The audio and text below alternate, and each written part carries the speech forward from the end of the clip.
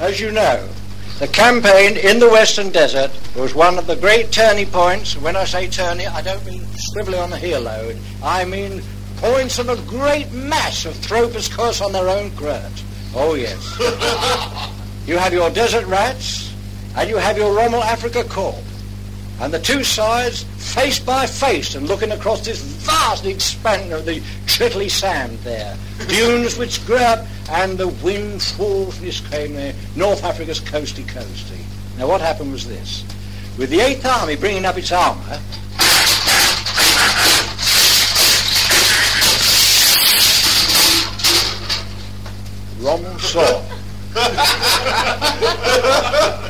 Rommel saw that his only chance was a sweeping movement here and there.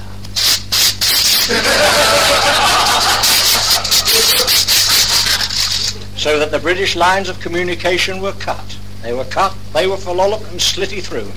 Result, our flanks were exposing. But what Rommel forgot was this. Montgomery forgot it too, but this doesn't matter.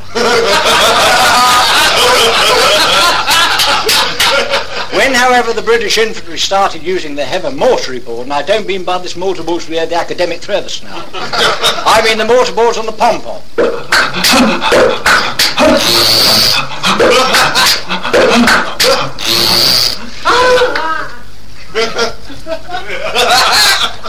The entire German army turned around on the rotator of their own Fundy-moker and marched backwards into the teeth of the greatest artillery bombarding mofos having seems.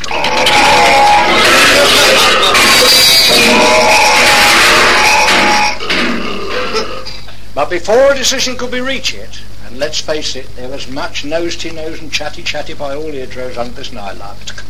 Night fell.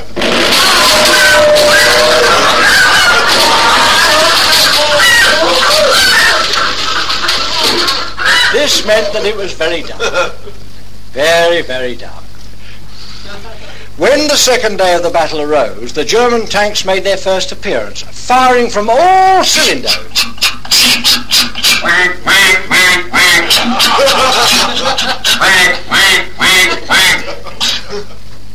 They attacked the British line, which bendy, but didn't break it.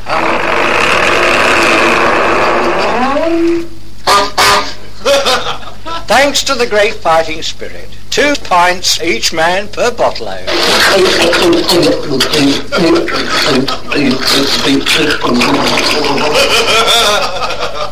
During that terrible second day, which was the day that followed the first, if you understand my meal, hundreds of us tanks were destroyed there and spreading out their great flanges off the wheels and the tracks went top and floating there all under the sail, largely owing to the minefields.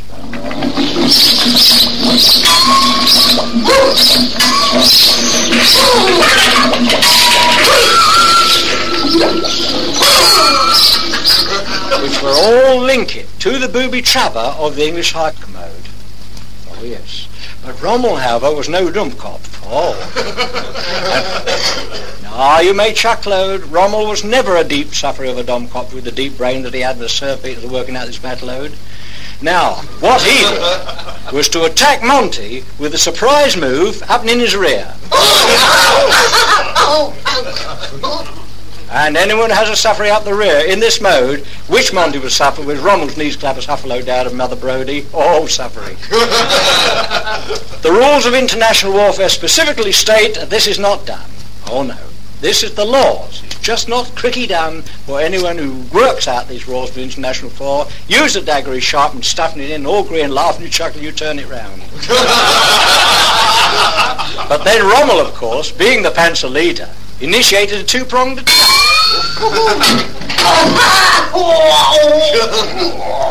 This threatened the British salient. Oh. And this was a salient feature of all the battle loads, of course. But not eventually. Fortunately, Monty brought of his main forceps arms with a repeating rifle load.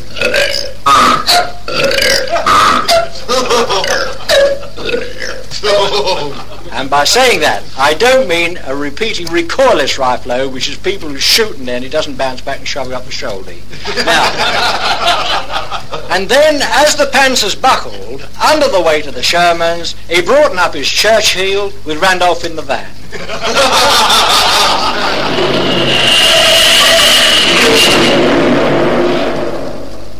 He was, of course, too big to stuff into one of the tanks.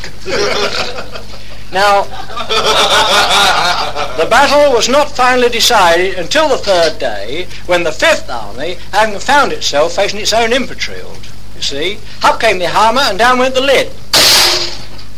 With the result that when the Germans finally did open up fire, bang, plump and toddy, there was nobody there. Just a great void and the bullets all flogging and ricocheting against the clouds and sweet nothing Fanny hoed. Of course it was a trap, and the Germans fell into it.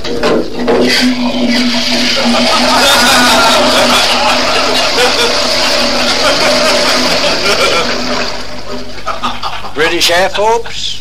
The British Air Force had given our forces the hair covering, all hovery over this bad load, protecting any slight movement. Top down came the bullets and the enemy scrolled. Oh yes, and Ronald had no choice but to throw in all his force in the last desperate attempt to break into this ring and spread it out throughout the corners of the herd. Fortunately, Monty brought up his part of this crucial stage and all was well. Finally, the smoky of the battle had cleared enough.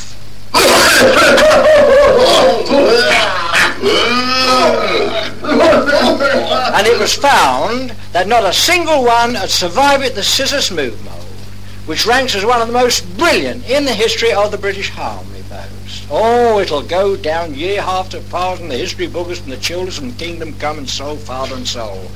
But had it not been for the high explosive bombardier, perhaps the battle. Yes, and I say, perhaps the battle might have gone the other way. We should return him toward Egypt, Cairo and Minaret all standing.